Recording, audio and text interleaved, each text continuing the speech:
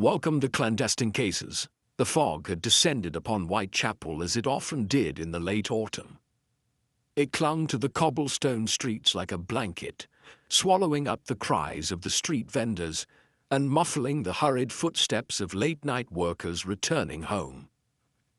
The air was damp, and the gaslights flickered weakly, casting eerie shadows that twisted in the corners of alleyways. Inspector Robert Harris of Scotland Yard stood before the entrance of a decrepit townhouse on Princelet Street, his breath visible in the chilly air as he surveyed the scene. It was a crime unlike any he had seen before, a mystery that seemed unsolvable in its bizarre simplicity. The front door had been left ajar, the only sign of intrusion being the faint scuff marks on the polished wooden floor inside. But what truly puzzled him was the body, or rather, the absence of it. In the center of the room was a chair, its back to the door, and resting on it was a neatly folded letter. The strange part was that the letter was addressed to Harris, written in a flowing feminine hand. "I have seen what you cannot," it read. "Follow the shadows, Inspector." Harris had examined the scene for hours, but there were no fingerprints, no signs of forced entry, no indication of a struggle. It was as though the person had simply vanished, leaving only the cryptic note behind. It made no sense. No one had seen or heard anything. The house was deserted, save for the lone chair and the shadow that seemed to cling to the walls, refusing to dissipate despite the flickering gaslight. A faint creak of the floorboards behind him broke Harris's concentration. He turned swiftly, his hand instinctively reaching for his revolver. But it was only Miss Jane Marple standing in the doorway, her keen eyes twinkling with that familiar sharpness. Despite her years, her presence was always a welcome one, particularly in cases like this, where logic seemed to have been discarded entirely. "I see you're still here, Inspector," she said with a soft smile, stepping into the room with the grace of someone who had seen far more than the average person would care to imagine. "Miss Marple," Harris nodded. "I didn't expect you to come all the way from St. Mary Mead for this. I thought you'd be busy with your own matters." "Crime never rests, Robert," she replied, her voice steady as ever. "And neither does my curiosity. May I take a look?" Without waiting for his response, she crossed the room, her feet moving with quiet precision as she bent down to inspect the chair, her eyes tracing the faint marks on the floor, the pattern of the shadows against the wall, and then, most notably, the letter. "It's rather odd, isn't it?" she mused. "The letter seems to be addressed to you, yet it doesn't explain anything. A clue, but also a riddle hidden in plain sight. The shadows, they seem important. And what of the chair? No struggle, no indication of violence, just emptiness." Harris felt a twinge of frustration. Miss Marple's calm demeanor was a stark contrast to his own growing unease. "The missing person, Miss Marple, is Emily Cartwright. The last to see her alive was her maid, who swears Emily was in her room earlier this evening. But when we arrived, there was no one, no signs of a struggle, just this note and the chair. And now, nothing." Miss Marple nodded, her fingers tracing the edge of the letter with the same meticulous care she gave to all things.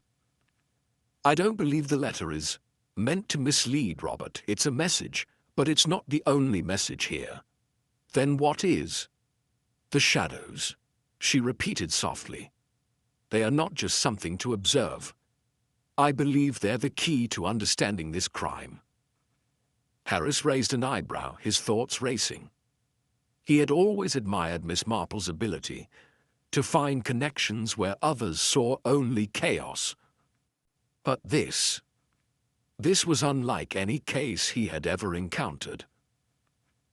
"You're suggesting something supernatural?" No, she answered firmly. What we are dealing with is not ghosts, but something much more human in nature. The shadows are not what they appear to be. She stood and turned to face him. Have you searched the other rooms of the house? I have. Everything is clean, too clean, almost as if someone had planned for us to find it this way. Of course. Miss Marple's eyes flicked to the walls again, studying the faint patterns of darkness that clung to the corners, growing deeper as the gaslight flickered. It's the arrangement of the room that holds the answer. We must pay closer attention to the space between the light and dark. They began their search anew, this time focused not on the obvious, but on the subtle. It was in the way the shadows seemed to shift when they moved closer to the walls, in the faint, almost imperceptible change in the angles as the gaslight trembled. Harris stepped closer to the far corner of the room, where the shadows seemed most intense. At first, he thought it was just the uneven light casting strange shapes. But then he noticed something more, something out of place. A small, nearly invisible crack in the wall, barely perceptible unless you were standing directly in front of it. Miss Marple, come here, he called softly. She approached him, her eyes narrowing as she too noticed the crack. Fascinating. A hidden door, perhaps. With a careful push, Harris slid the hidden panel open, revealing a narrow staircase descending into darkness. It led beneath the house, into the depths of a space that had clearly been sealed for years. No one had thought to check for secret passages. It had been too simple, too unremarkable, and thus it had been overlooked. Without hesitation, they descended, their footsteps muffled by the thick layer of dust that had settled over the stairs. At the bottom the air grew colder, the oppressive darkness pressing in on them. The room they entered was sparse, almost clinical in its emptiness. But at its center stood something that took Harris's breath away. A woman's silhouette, barely visible in the dim light. The figure was hunched over, her body almost completely obscured by the shadows. As they approached, Miss Marple spoke softly, her voice both calm and authoritative. You wanted us to find you, didn't you, Miss Cartwright? The figure stirred and slowly turned, her face emerging from the darkness. Emily Cartwright, pale and thin, appeared as though she had been living in the shadows for far too long. You found me, she whispered, her voice brittle. But I am not the one who needs saving. Emily Cartwright's words hung in the air like a cryptic whisper, unsettling in their calmness. Miss Marple stepped forward, her eyes soft, yet unyielding, as she observed the woman before her. Harris, standing behind her, was silent, still absorbing the weight of their discovery. It wasn't just the secret room that unnerved him now, but the sense of familiarity it had with other cases he had, as seen, cases where the truth was twisted and hidden behind layers of manipulation. Who are you hiding from? Harris finally asked, his voice edged with both concern and suspicion. He was still trying to piece together the puzzle, but Emily's frail presence only deepened the mystery. The woman looked down at the floor, her long, disheveled hair hiding most of her face. It's not me you need to worry about, she murmured, as though she were speaking more to herself than to them. It's them, the ones who made this happen, the ones who left the shadows to watch. Miss Marple tilted her head, as if she were considering something beyond the immediate response. You've been here for a long time, haven't you, Miss Cartwright? In this room, hidden away. Emily nodded slowly, her lips trembling. Yes. I had to leave I had to disappear. They made it so I could never leave. And now, they're coming for me again." Harris's brow furrowed. "But who are they, Miss Cartwright?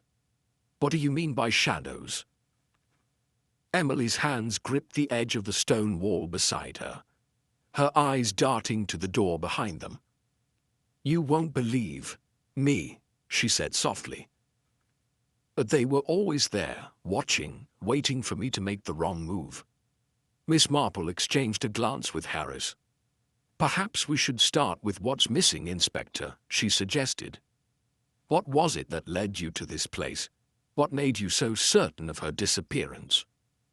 Harris hesitated, but he knew that Miss Marple was right.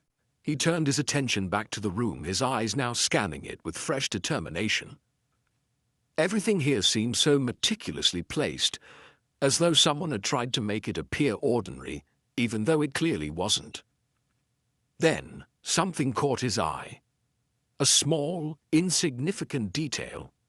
A single, perfectly polished cufflink, half hidden, under the edge of a loose floorboard. It was strange enough to make him pause.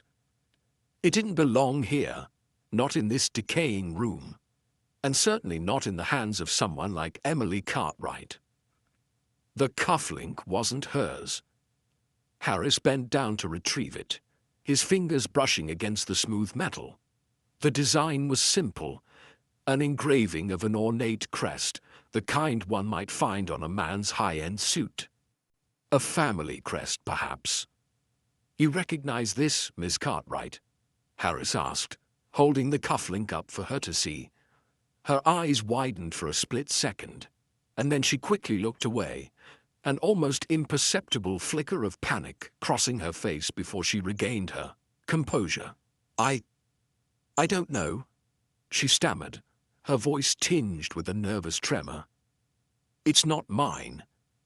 It must have been left here before." Harris narrowed his gaze. There it was, the first sign of deception. The way Emily had reacted was telling. It wasn't just fear. It was an instinctual attempt to hide something. But what? Miss Marple, ever the keen observer, was already piecing the scene together in her mind. "Inspector, let us not be distracted by the small details," she said softly, as though guiding him to a deeper truth.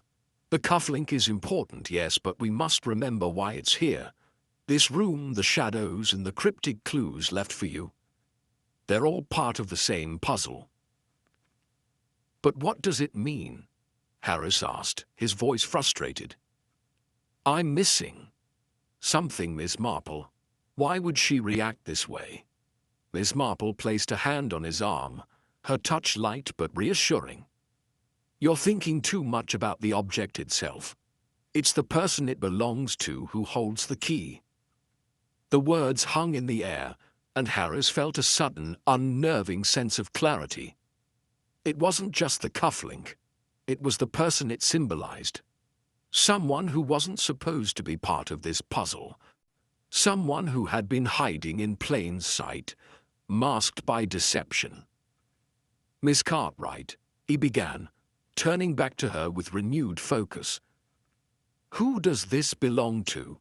This cufflink? It's not a coincidence." Emily's face paled, her hands trembling as she stepped back.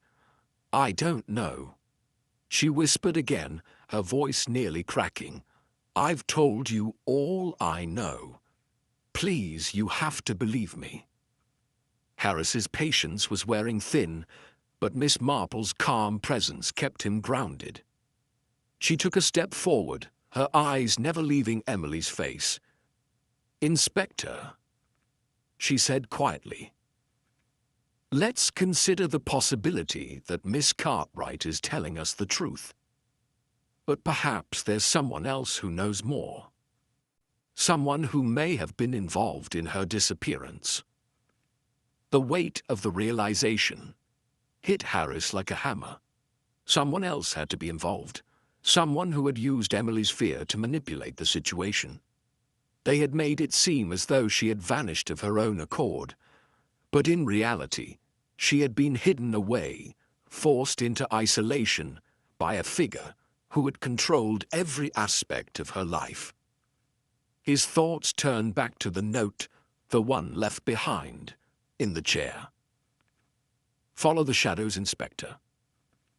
That wasn't a directive, it was a warning. "Miss Cartwright," he said, his voice firm but still compassionate. "I need you to trust me. There's someone, isn't there? Someone who's been behind this all along. They must have been controlling you, keeping you from telling us the truth." Emily trembled, her eyes darting between them. "I can't," she gasped. "If I tell you, they'll come for me again. They'll kill me this time." Miss Marple stepped forward, her eyes unwavering. "Then we'll stop them, Miss Cartwright. We'll make sure they never reach you." But as she spoke, Harris's attention was diverted by a soft sound behind him. It was faint but unmistakable.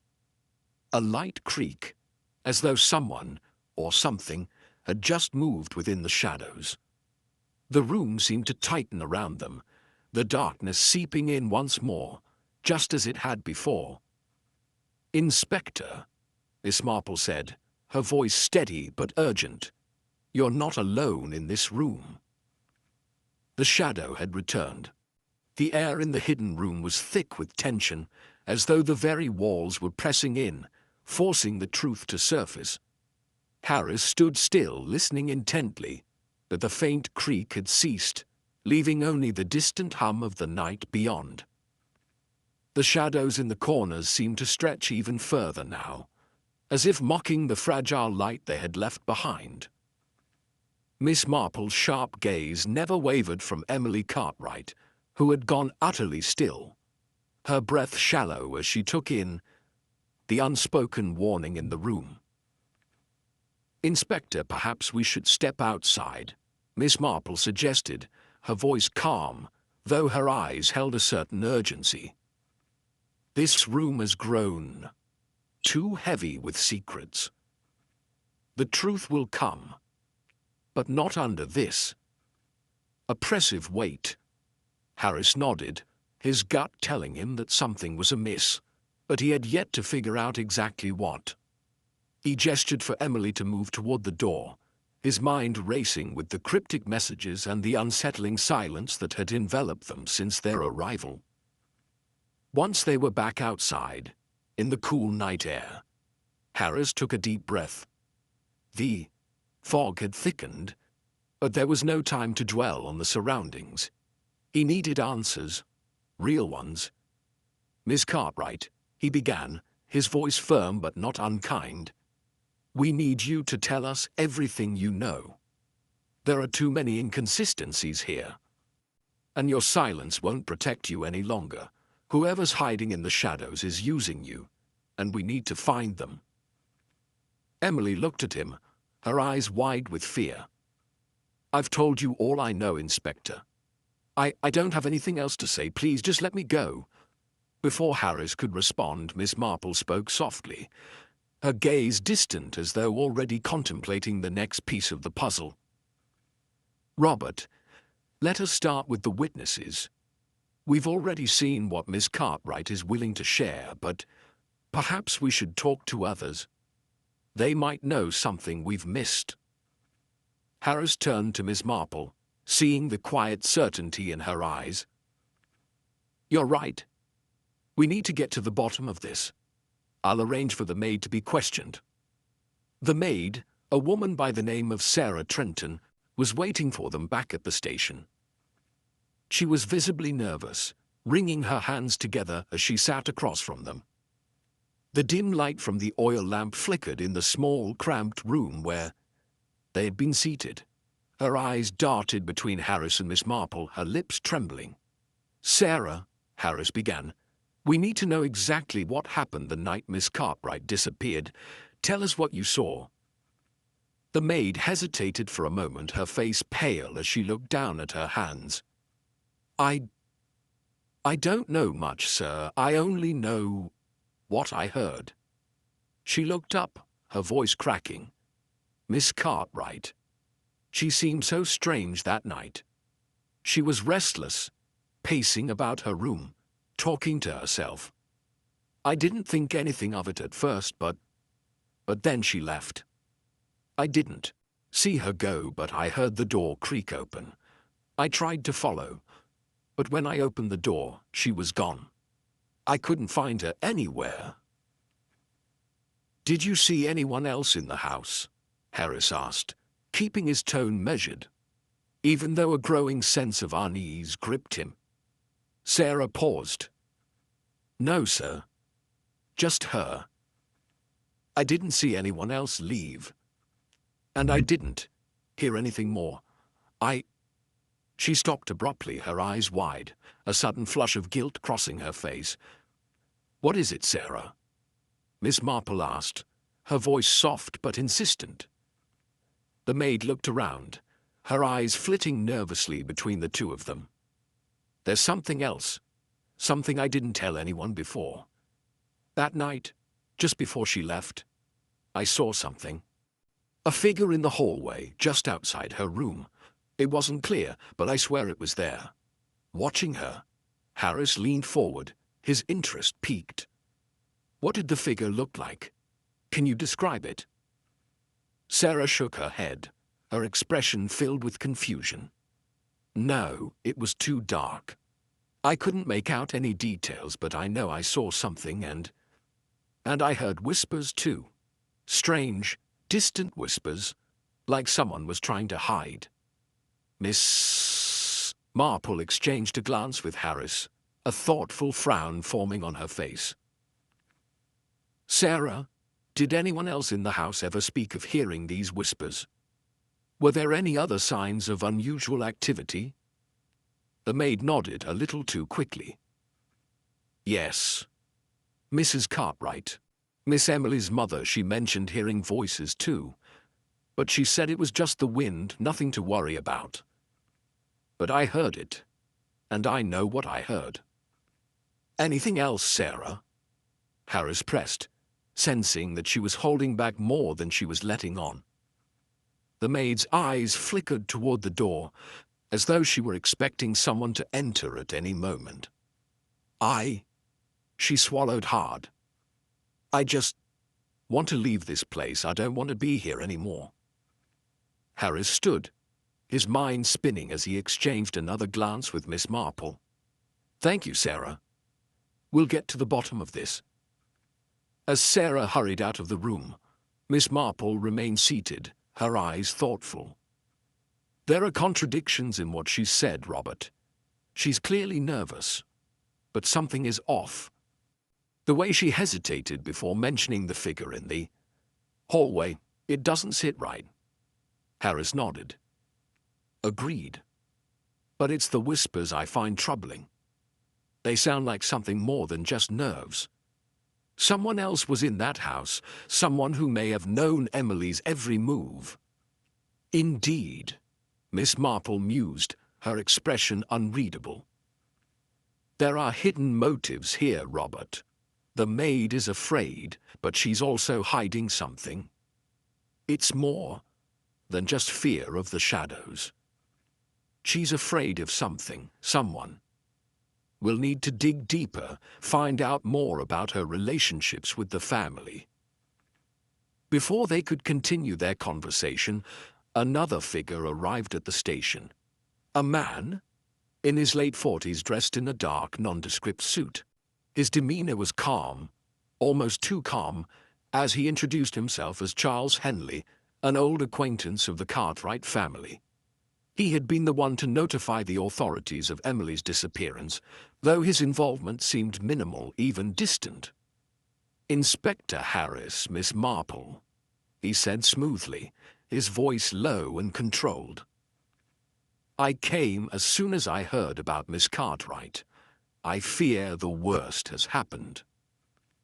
Harris studied him carefully, noting the stiffness in his posture and the forced sincerity in his tone. Mr. Henley, You knew the Cartwrights well? Yes, Henley replied, his eyes glinting momentarily with something unreadable. I've been friends with the family for many years. We were close once, but things have changed over time. How so? Harris pressed, the hairs on the back of his neck standing on end as he listened closely to the man's words. Henley paused, his eyes darting to the door, then to Miss Marple. There were complications. Personal matters. Miss Cartwright was always a delicate creature, you understand. Easily influenced, too trusting of others. The shift in his demeanor was subtle, but it didn't escape Harris's notice. And what about these complications? What kind of personal matters are you referring to, Mr. Henley? Henley's lips tightened. It's nothing that should concern you, Inspector. I just wanted to offer my condolences and ensure that Miss Cartwright is found safe. Harris knew there was more to this story.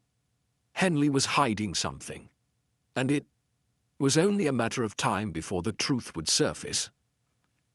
Harris stared at Charles Henley, his mind whirling with questions. The man's smooth exterior and carefully measured words only served to deepen Harris's suspicions. Something was amiss, but what? Henley's ties to the Cartwright family were clearly more complex than he was letting on, and there was no telling how far the web of deception stretched. Miss Marple, ever observant, leaned in slightly, as though contemplating the subtleties of Henley's demeanor. You've known the family a long time, Mr. Henley, she said, her voice light, almost conversational. I imagine you've seen more than a few changes over the years. Henley's face tightened imperceptibly, though he maintained his composure.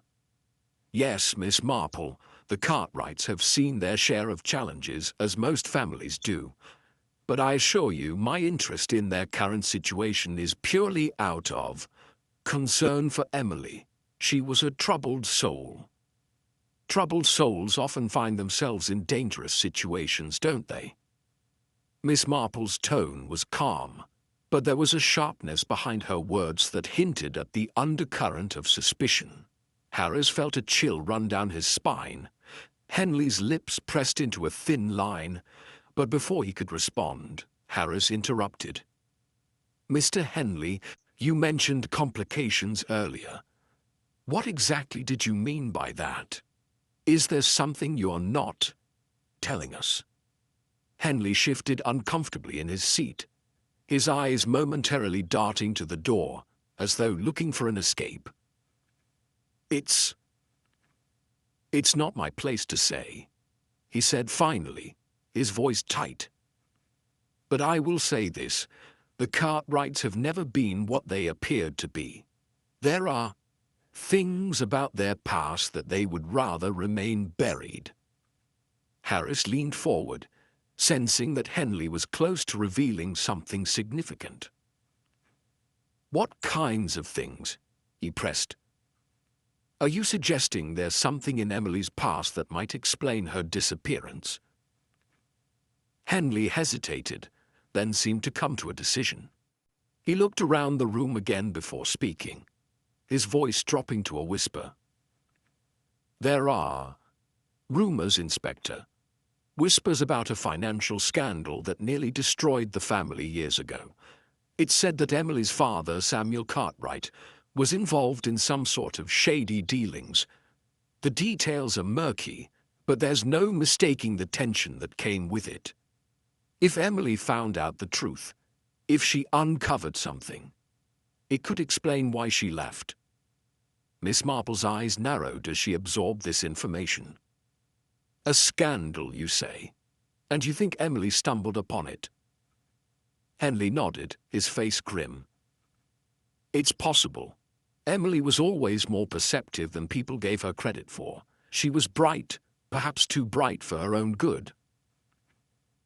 Harris felt the pieces of the puzzle starting to shift. Financial scandal, family secrets. A woman caught in the middle of something far larger than herself. It was starting to make sense, but there were too many gaps in the story, too many unanswered questions. "We need to speak to Samuel Cartwright," Harris said, his voice firm. "If there's any truth to this scandal, he'll know more." Henley stiffened at the mention of Cartwright's name, but he didn't offer any further objections. Instead, he stood up, offering a stiff bow. "As you wish, Inspector, but be careful. Samuel Cartwright is a man with his own complicated history. He's not someone you want to provoke." After Henley left, Harris and Miss Marple exchanged a glance. The former's mind was working overtime, connecting dots, testing theories. There was something off about Henley's eagerness to distance himself from the situation. Perhaps he was more involved than he let on. Or perhaps he was simply trying to protect someone else. "We need to focus on the motives," Miss Marple said, breaking Harris out of his thoughts. "Greed, revenge, jealousy, fear even. They all play a part in this web, but no single theory explains everything. We must look at each person's actions carefully and piece it together, one thread at a time." Harris nodded slowly. "Right. Let's start with Samuel Cartwright." The elder Cartwright's house was an imposing estate, nestled on the outskirts of town, its large windows and dark stone walls giving off an air of both wealth and isolation. Samuel Cartwright himself was a man of imposing presence, tall with a sharp jawline that seemed to have been carved from stone, his eyes cold and calculating. He greeted Harris and Miss Marple with a curt nod, his hand stiff as he offered them a seat in his grand study. "You've come about my daughter," he said, his voice as clipped and controlled as his demeanor. "I assume you've learned all you need to know. She's gone, and I don't know where she's gone. It's as simple as that." Miss Marple studied him carefully. "Mr. Cartwright, I must ask, what about the rumors of a financial scandal? Is it true that you were involved in some questionable dealings in the past?" Samuel Cartwright's expression didn't change, but there was a flicker of something, regret perhaps or fear, behind his eyes. "Those rumors are nothing more than that. Rumors. My business dealings are my own, Miss Marple. I've always protected my family from such nonsense." "But you couldn't protect Emily from the truth, could you?" Miss Marple's voice was soft, but her words cut through the thick tension in the room. Harris watched closely, sensing that the old man's defenses were beginning to crumble. Cartwright's face darkened. "I didn't want her to know," he admitted, his voice low. "But she was curious. Too curious. I tried to keep her out of it, but she wouldn't listen. She dug into my past, into things that I had worked hard to keep buried. When she found out, I don't know what she was planning, but I feared she would expose everything." Harris leaned forward. "And you think she ran off because of this?" Cartwright's gaze flickered toward the window, his mind clearly far away. "I didn't know what she would do. I tried to warn her, tried to keep her safe, but I couldn't protect her from everything. And now I don't know where she is." Harris pressed on. "Do you think someone else was involved in her disappearance? Could someone have taken advantage of her?" Cartwright's lips curled into a thin smile, but it was a smile without humor. "Perhaps. People are always looking to exploit others, especially when there's money involved. But I'm not the one you should be questioning. You should be looking closer to home at the people who were closest to her. Look at the ones she trusted." Harris felt a sharp sting of realization. The family, the servants, even Henley, everyone had motives. Everyone had a reason to be involved. But that didn't explain everything. There were too many contradictions, too many lies. The deeper they dug, the more the pieces seemed to shift, always just out of reach. As he left Cartwright's house, Harris's mind was a whirlpool of suspicion and doubt, greed, revenge, jealousy, fear. Each one was a plausible motive. But who among them was hiding the truth? And how could he untangle the web before someone else fell victim to its deadly strands? He looked at Miss Marple, who was deep in thought. "I'm starting to see the connections," Harris said, his voice grim. "But there's still one piece missing, one final link that will tie it all together." Miss Marple smiled faintly. "And we'll find it, Inspector. We'll find it soon enough." The following morning, Harris found himself standing in the dimly lit hallway of the Cartwright estate, a letter clutched tightly in his hand. The discovery had come as a shock, a carefully written note, found hidden beneath a floorboard in the study, signed with an unfamiliar name. It was a confession of sorts, albeit vague, alluding to the financial scandal and some sort of unspoken threat against Emily Cartwright. It seemed too perfect, too neatly placed. It was almost as if someone wanted him to find it. "This changes everything," Harris muttered, his eyes scanning the letter again. "It's a confession. It's got to be." Miss Marple stood beside him, her calm gaze unwavering. "I wouldn't be so quick to jump to conclusions, Robert. The easy answer is often the wrong one." Harris felt the tension coil in his stomach. He had been here before, too many times in his career, seeing what seemed like the solution turn out to be nothing but a carefully laid trap. But still, the letter felt like a breakthrough. The handwriting seemed authentic, the fear palpable.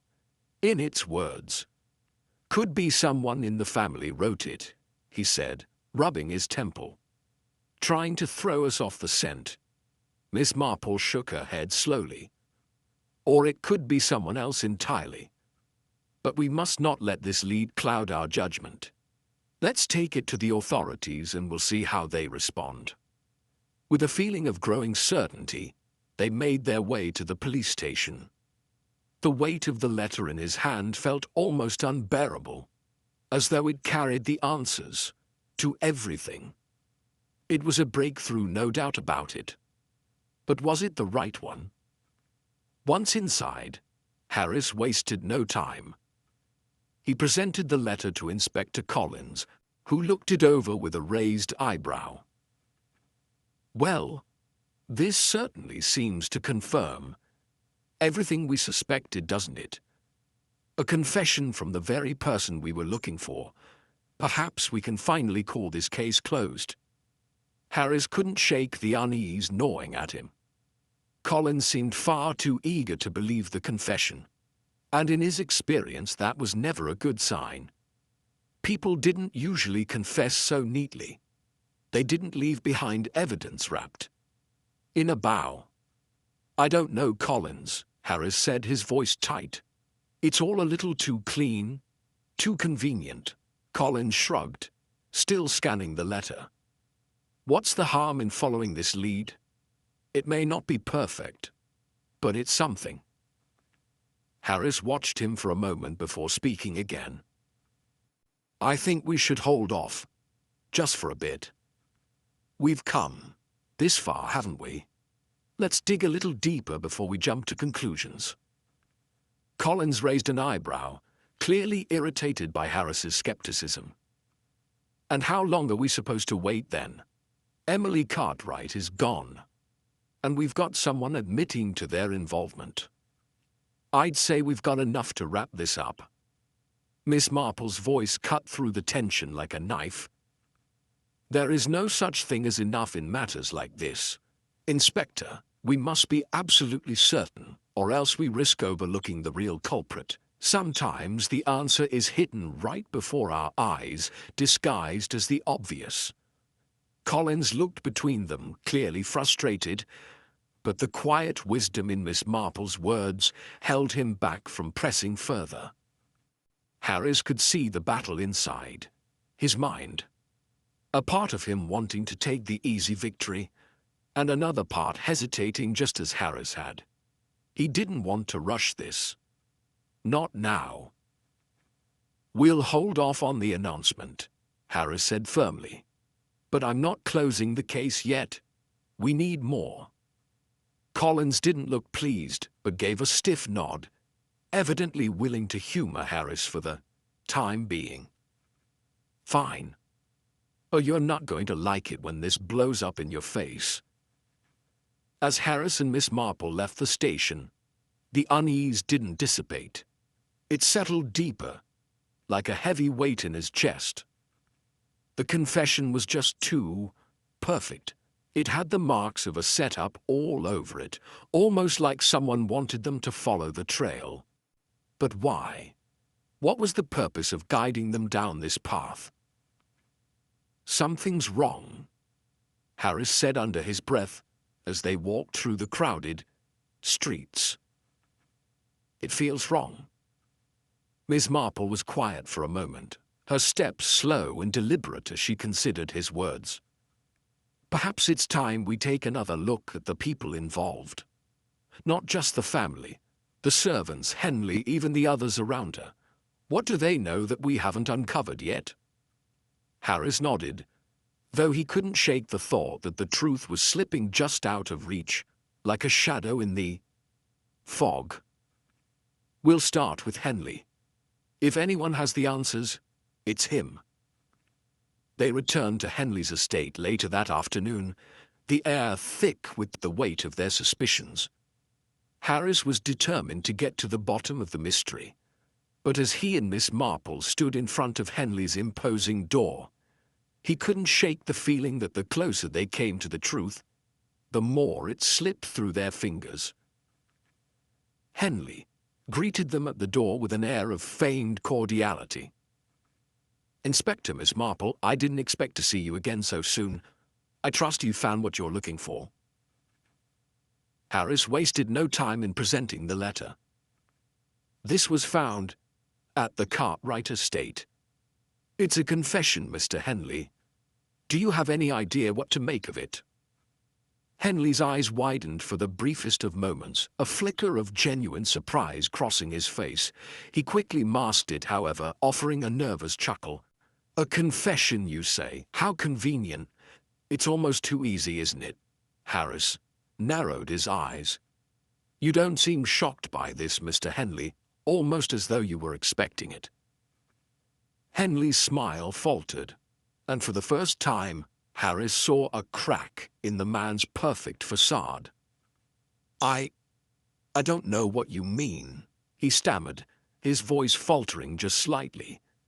"Let's cut to the chase," Harris said, his voice low and steady. "We know that you were close to Emily. We know you were involved with the family long before the disappearance. And we know that you've been hiding something. What's your role in this?" Henley swallowed hard, his face suddenly pale. "I had nothing to do with it, I swear. He stopped, clearly realizing that his words were only making him seem more suspicious.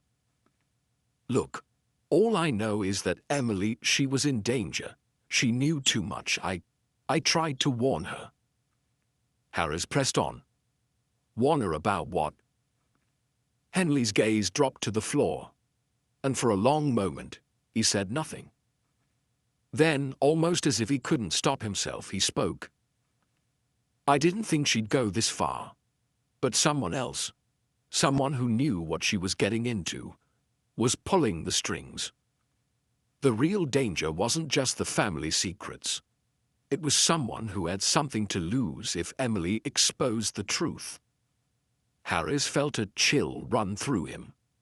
The confession had been a lie. It had been designed to throw them off course. And now, Henley's words confirmed it. The real criminal was still out there, hidden in the shadows, waiting for the right moment to strike. "Who was it, Henley?" Harris asked, his voice hard. "Who's pulling the strings?" Henley opened his mouth to speak, but the words never came. Instead, there was a loud crash from behind him, a shadow darting past the door. The figure was gone before Harris could react, but he knew, with chilling certainty, that they had just missed their chance. The real game had only just begun. Harris stood frozen at the door, his hand still hovering over the brass handle, heart pounding in his chest. The fleeting figure that had dashed past him was no ordinary shadow. It was a deliberate movement. A person who had been waiting for the right moment to slip away unnoticed. Henley was still standing in the doorway, his face ashen, his eyes wide with the same realization that was dawning on Harris. "Did you see that?" Henley whispered, his voice barely audible. Harris didn't respond at first. He was too caught up in the sudden burst of understanding.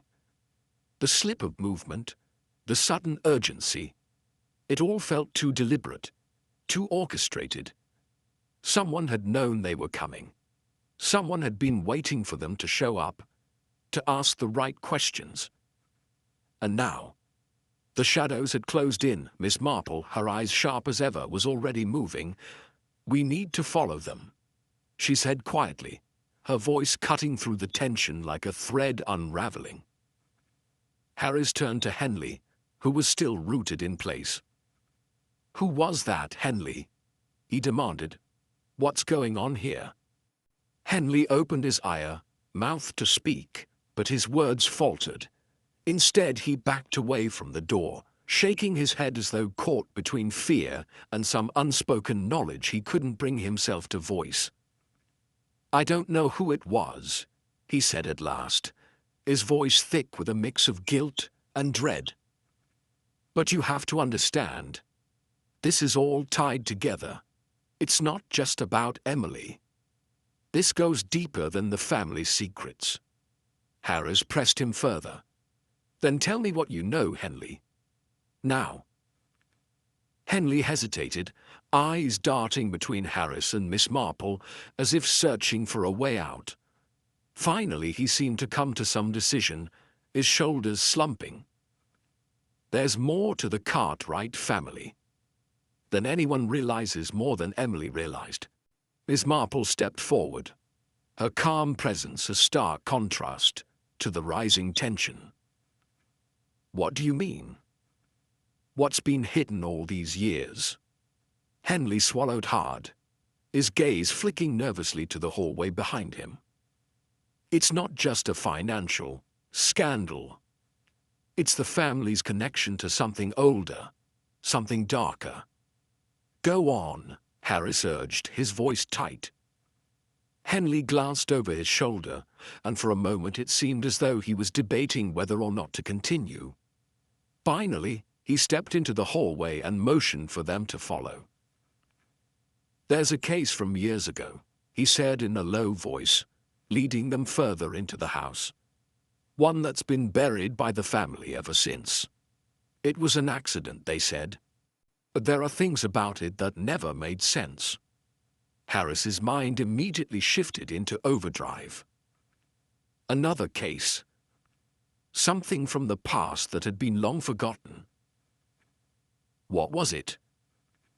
Henley paused in front of a small study at the back of the house, glancing nervously at the door before pushing it open. He motioned for them to step inside. The room was dimly lit, the shelves lined with old books, papers scattered across a large desk. On the far wall, a portrait of a woman stared down at them, a beautiful young woman with sharp eyes and a sorrowful expression. The face was familiar, but Harris couldn't quite place it. "This is Eleanor Cartwright," Henley said, gesturing to the portrait. "Emily's aunt. She died over 20 years ago. Or so the family said." Harris felt a stir of recognition in his gut. Eleanor Cartwright.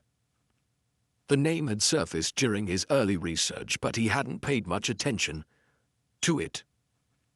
What connection could she have to the current case? She was the first to dig too deep into the family's business, Henley continued. Eleanor was never satisfied with the way things were, especially when it came to her brother, Samuel. She started asking questions about their father's will, about some of the darker dealings that had happened long before anyone else even knew about them. Emily reminded me so much of her. Always searching for something, truth maybe, but more likely something dangerous. Harris stared at the portrait again, the unsettling feeling growing. And she died because of it? Henley's lips twisted into a grimace, not directly, but it was an accident, at least that's what the family insisted. She was found in the woods behind the estate, her body broken and bloodied, like she'd fallen from a great height. They ruled it a suicide. Too much pressure from the family secrets, they said. But I know better. She wasn't the type to give up. She knew too much, and she was determined to expose it. Harris's eyes narrowed. You think she was murdered? Henley's voice dropped to a whisper. I'm sure of it. And I think someone in that family had a hand in it. Miss Marple, who had been listening intently, now stepped forward. And you believe that Emily uncovered something about Eleanor's death? That's why she was in danger? Henley nodded grimly. Exactly. Emily was starting to ask the same questions, Miss Marple. She was getting too close to the truth about Eleanor. She found out something, but no one wanted her to know, and I fear it cost her everything. Harris ran a hand through his hair, his mind racing. Eleanor's death, the family's secrets, the mysterious letter. It all seemed to point back to something ancient. Something hidden beneath the surface of the Cartwright legacy. And yet, the more he uncovered, the more tangled the web became. He turned to Henley, his eyes sharp. If you knew all this, why didn't you come forward sooner? Henley winced. I tried. But you don't understand, Inspector. The Cartwrights are powerful people. Even someone like me can't stand up to them without risk. I thought I could help Emily from the shadows, but she was already too deep. I couldn't protect her. Harris turned away from Henley, his thoughts churning. The investigation had taken a turn that he hadn't expected. The crime wasn't just about a missing woman. It was about a legacy, a family built on lies, and a tragedy buried so deep that no one had bothered to unearth it until now. Miss Marple's voice broke through his thoughts. The connections are becoming clearer, aren't they, Robert? The past is always with us, lingering in the shadows, guiding the present. Harris nodded, his eyes narrowing as the pieces clicked into place. Eleanor's death wasn't an isolated incident. It was the first in the series of events that led to Emily's disappearance. Miss Marple's expression softened. It's a tangled web, to be sure. But we're getting closer, bit by bit. Harris glanced back at Henley, who was watching them with a mixture of anxiety and relief. We need to find out who was involved in Eleanor's death. Only then can we understand what's happening now. Henley hesitated but nodded. I'll help you, Inspector. But be careful. The shadows of the past are never as distant as we like to believe.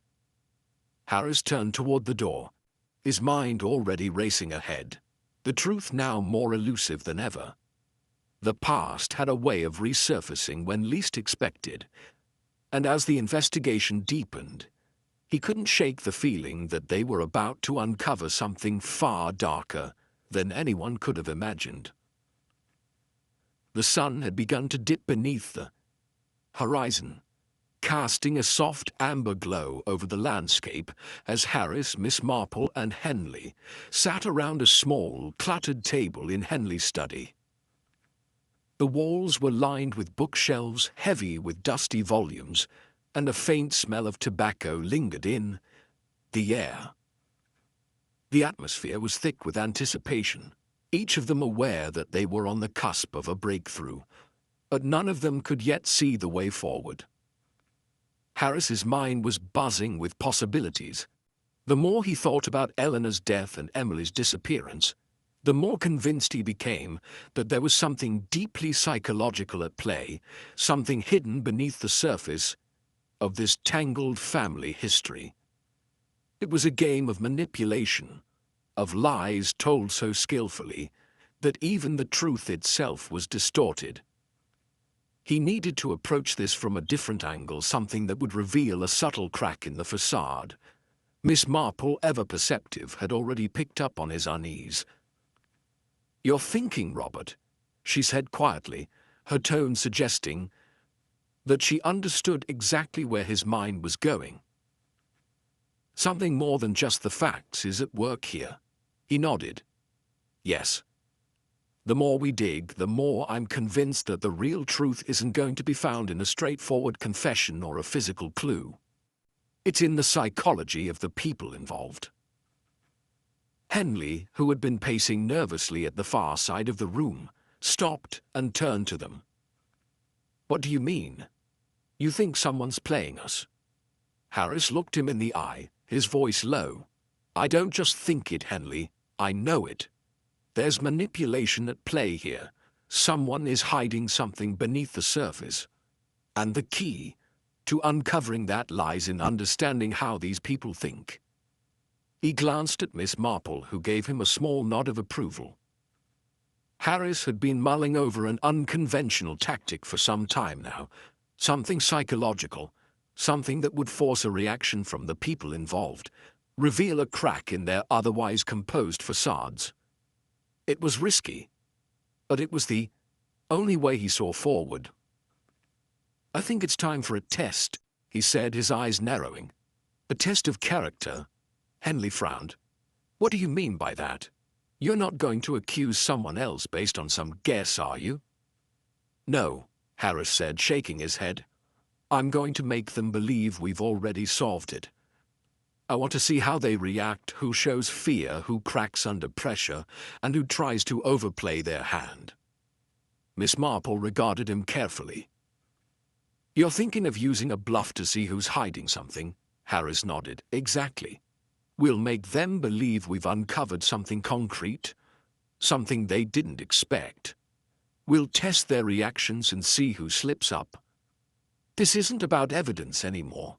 It's about psychology." Henley, still looking wary, took a seat at the table. "And how are you going to do that?" "I've already got an idea," Harris said, standing and pacing in front of the window, the light now fading into a muted twilight. "The confession letter. It was too perfect, too easy. We'll use that as a basis. But I'll twist the narrative, just enough to make it seem like we know more than we actually do." Miss Marple watched him intently, her expression one of quiet approval. "It's a risky move, Robert. But sometimes the most direct approach is the one that works best." The detective took a deep breath, then set about putting his plan into motion. He sent word to the Cartwrights and their circle, requesting another round of questioning. This time he made it clear that they had made a significant discovery, a development so important that it would change the course of the investigation entirely. He knew they would all come to him with a mix of curiosity and anxiety, and it was the latter that he would exploit. It wasn't long before the first to arrive was none other than Jonathan Cartwright, Emily's cousin and the youngest member of the family. He was clearly on edge, his usual smug confidence replaced by a nervous energy that seemed to pulse through him as he walked into the room. "Inspector Harris, Miss Marple." Jonathan said, his voice strained. "I received your message. What's all this about? Have you found something?" Harris didn't waste time with pleasantries. "We've uncovered something, Mr. Cartwright," he said, his tone deliberately flat and matter-of-fact. "The evidence points clearly to one of your relatives, someone very close to Emily, someone you may not have suspected." Jonathan's eyes widened, his mouth going dry. "What do you mean? Who?" Harris allowed a pause, letting the tension build. It's clear now that Emily wasn't just looking into family finances. She was uncovering something much darker. We found that someone was manipulating her, someone who didn't want her to discover the truth. Jonathan's face remained perfectly composed, but Harris could see the faintest twitch in his hand as he clenched and unclenched his fingers. The way his lips quivered ever so slightly as he struggled to maintain his calm only deepened Harris's suspicion. He had seen that reaction before, the slight, unconscious movements of a man on the verge of panic. Jonathan swallowed hard. Who are you talking about?" Harris studied him for a moment, then said, "We're still gathering all the facts, but the letter, there's something about it that doesn't quite add up. We've been able to connect it to your Aunt Eleanor. Your family has been hiding a lot more than you realize." Jonathan flinched at the mention of Eleanor, and Harris was quick to notice the subtle change in his demeanor. A visible crack. It was enough to confirm that Jonathan knew far more than he was letting on. The mere mention of Eleanor had unsettled him. Why? Was it guilt? Fear? "You don't understand," Jonathan said quickly, his voice rising. "You've got it all wrong. You don't know the whole story. You—" His words trailed off, and for a split second, he looked as though he was about to say something more, but he caught himself. Harris didn't give him the chance to recover.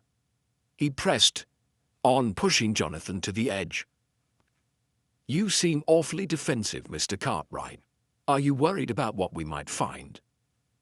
Jonathan's face was pale now, and the facade he'd worked so hard to maintain was cracking. He had been confident, composed, and now he was unraveling. All because Harris had touched a nerve. The truth was out there, buried beneath the surface of his carefully cultivated story. And Harris had exposed just enough of it to make Jonathan realize that his world was beginning to fall apart. Miss Marple stepped in quietly, her voice calm but piercing. "You've said enough, Mr. Cartwright. It's clear now that you're hiding something. You're not fooling anyone." Jonathan's jaw clenched, but before he could respond, the door opened and another figure stepped into the room. Henley, looking almost as unsettled as Jonathan. The tension in the room thickened as all eyes turned to him. Harris didn't have to say anything. The game had shifted, and Henley's appearance only confirmed what he'd suspected. The pressure was mounting. The pieces were finally falling into place. And now the cracks in their carefully constructed facades were beginning to widen. The truth was slipping through, and no one could hide from it much longer. The room fell silent, thick with tension. Jonathan Cartwright was still, standing there, his face pale and drawn, his composure shattered. The words he had almost spoken, the crack in his mask, had told Harris everything he needed to know. Jonathan was involved, directly or indirectly, in the deception that had entangled the Cartwright family. But before Harris could push further, Henley stepped forward, his face tense. There was something in his eyes, an unmistakable shift in energy, that made Harris pause. Henley was no longer the nervous man who had stumbled through the early days of the investigation. He had become something else, something more controlled, even dangerous in the way he carried himself. "What's going on here, Henley?" Harris asked, his voice sharp, his suspicion rising as he watched the man closely. Henley didn't answer immediately. Instead, his eyes flicked to the desk, where the small evidence box containing the confession letter sat. It had been crucial to their progress. A tangible link, a starting point. "I need to see the letter," Henley said quietly, his voice low, almost too calm. Harris's gaze followed Henley's line of sight to the evidence box, and for a brief moment, he thought his mind was playing tricks on him. The box was there, but the letter was gone. "Where is it?" Harris demanded, standing up quickly. "I don't know," Henley replied, his expression unreadable. "You were the one who left it there, Inspector." Harris's pulse quickened.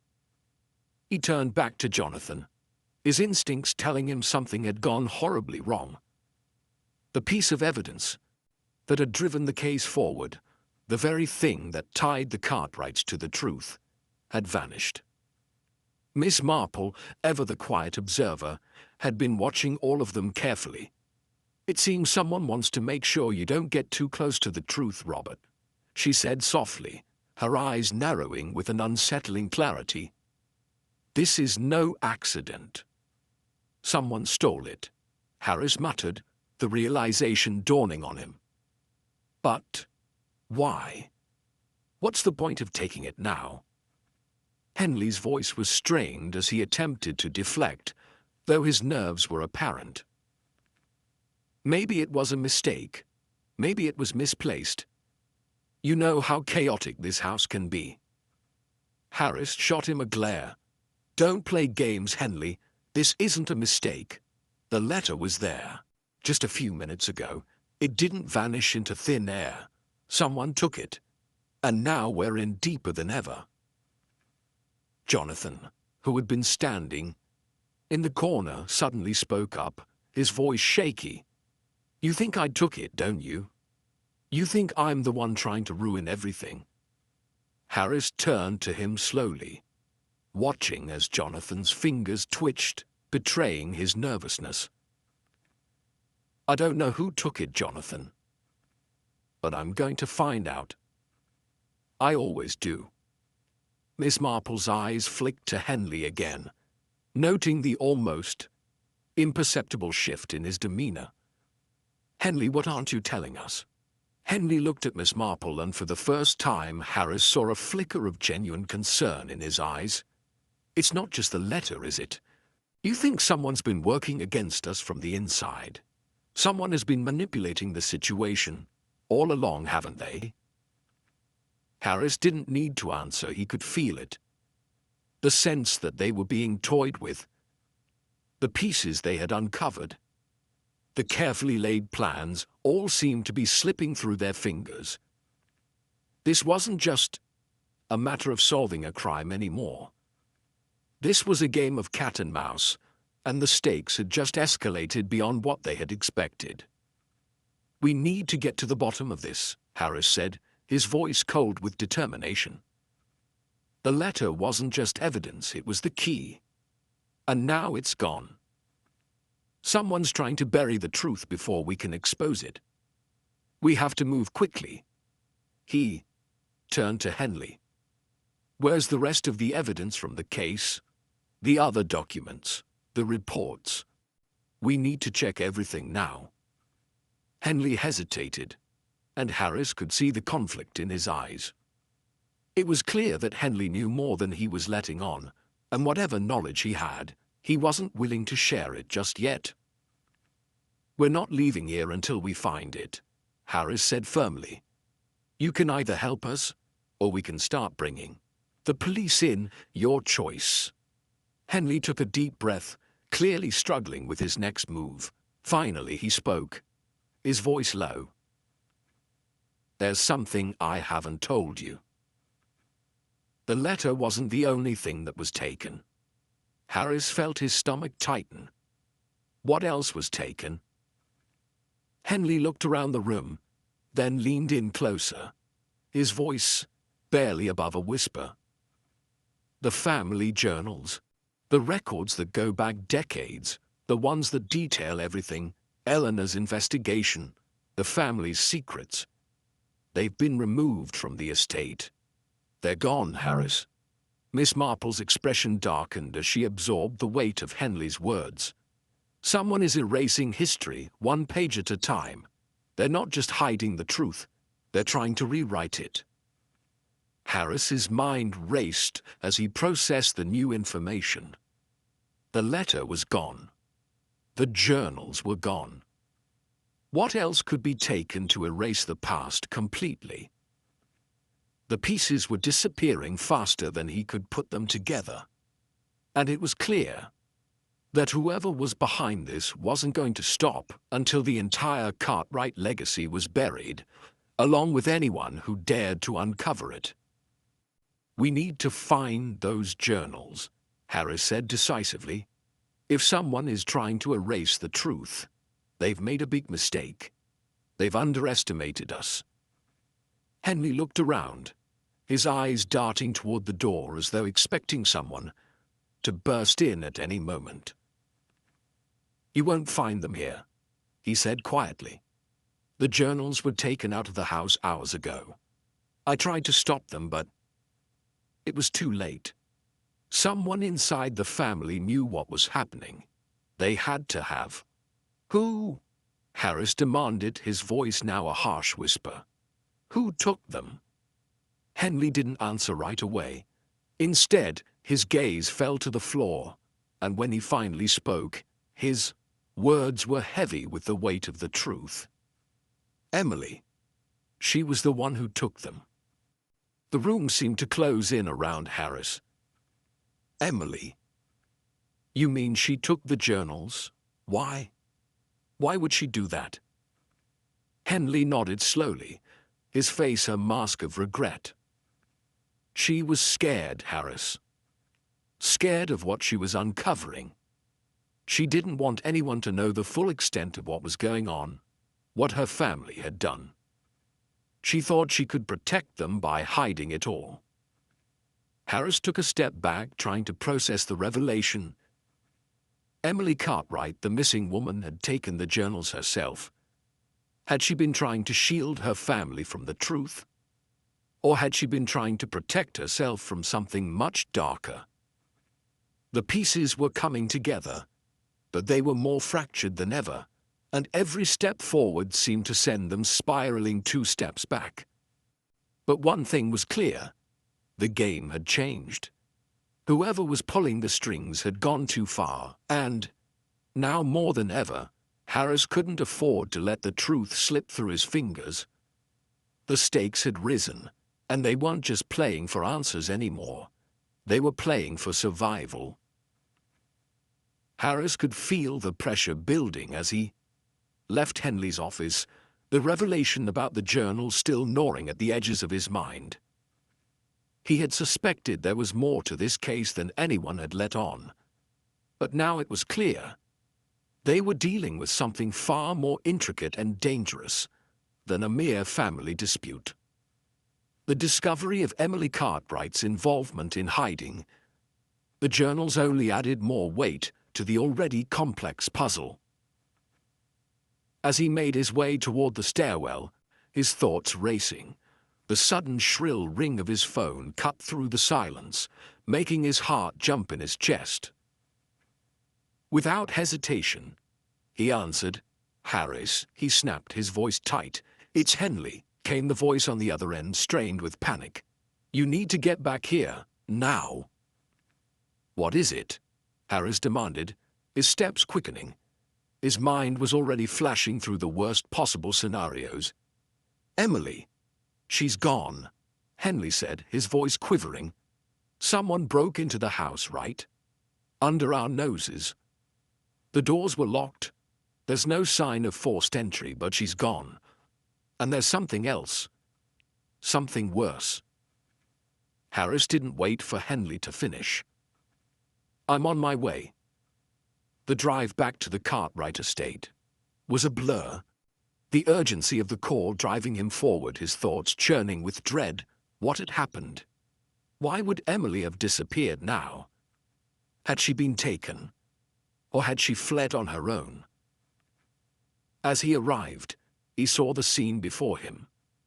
A swarm of officers, the eerie stillness of the house cloaking the investigation. Henley was waiting by the front door, his face pale, his eyes wide with fear. "Harris, this isn't just a missing person," Henley said, his voice barely above a whisper. "We found a body." The words hit Harris like a blow to the chest. "A body," he repeated, struggling to process what Henley had said.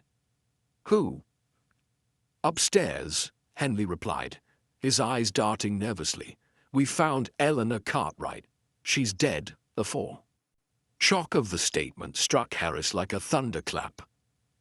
Eleanor Cartwright, the matriarch of the family, had been central to this entire investigation. Her cryptic messages, her tangled web of family secrets, it all pointed back to her in some way. But now she was dead, and the carefully laid plans that had been unraveling before him were now completely upended.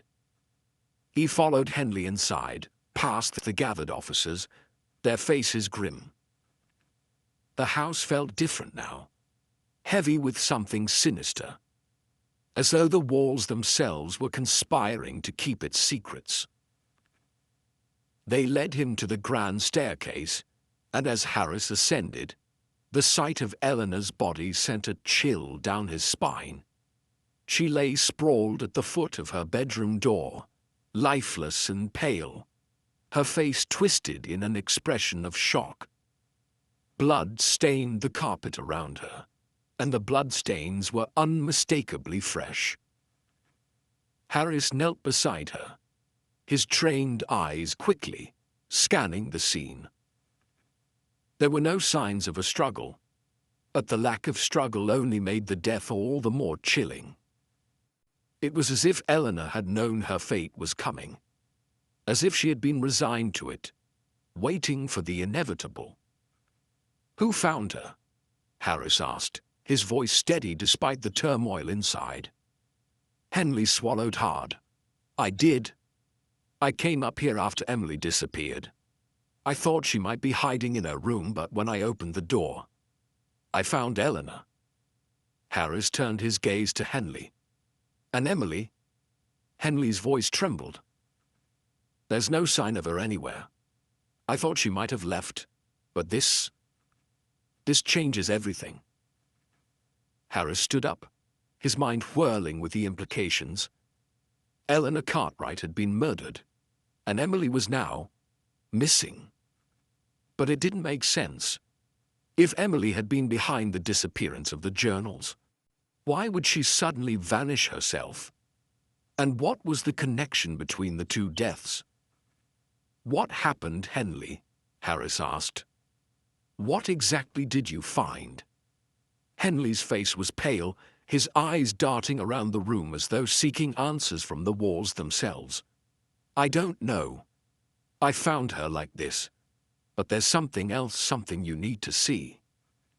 Harris followed Henley into the bedroom, where a small, ornate desk sat against the far wall. Henley gestured to the desk, and Harris felt a strange unease settle in his chest. There, amid the disarray of the room, was a single sheet of paper, a letter.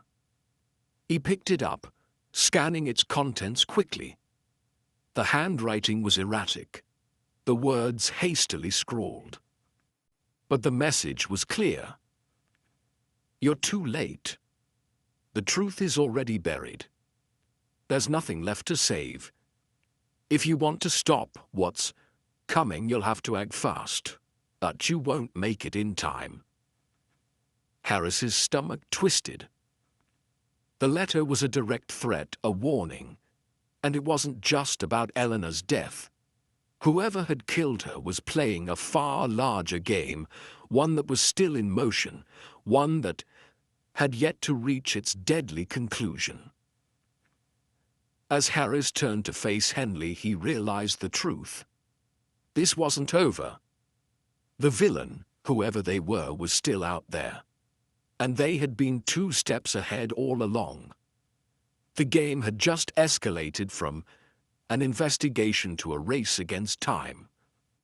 And Emily's disappearance, combined with Eleanor's murder, was only the beginning. "Henley," Harris said, his voice cold, "someone is trying to stop us from uncovering the truth. We're not just dealing with a family in crisis. We're dealing with a killer who's willing to destroy everything to keep their secrets buried." Henley nodded slowly, his face haunted. "What now?" "We keep moving," Harris said, his voice resolute. "We find Emily. We find the journals. And we stop whoever is behind this before they kill again." But as Harris stepped back into the hallway, he couldn't shake the feeling that they were being watched, closely, carefully. The shadows that had been closing in on them had only grown darker. The next move was on the killer's terms, and Harris wasn't sure if he could stay ahead. Harris stood motionless, his fingers gripping the edge of the desk as the realization settled heavily in his chest. Emily Cartwright, the missing heiress, hadn't just been a victim caught up in the chaos. She was a willing participant, a key player in the complex dance of deception that had unfolded over the past weeks. But why? What had led her to align herself with a murderer, perhaps even someone close to her? The list on the desk seemed to mock him now, the names on it still swirling in his mind, each one representing a clue, a thread he had yet to fully pull. Benjamin Cartwright, long presumed dead, had returned with a plan that no one had expected, especially not the old, quiet mansion filled with so many secrets. But Benjamin's motives, while dark, were still logical. What Harris couldn't make sense of, however, was Emily's role. He turned to Henley, who had been standing silently behind him, absorbing the weight of his words. "The journals," Harris muttered. "They weren't just about family history. They were about control. Control over the truth." Henley frowned.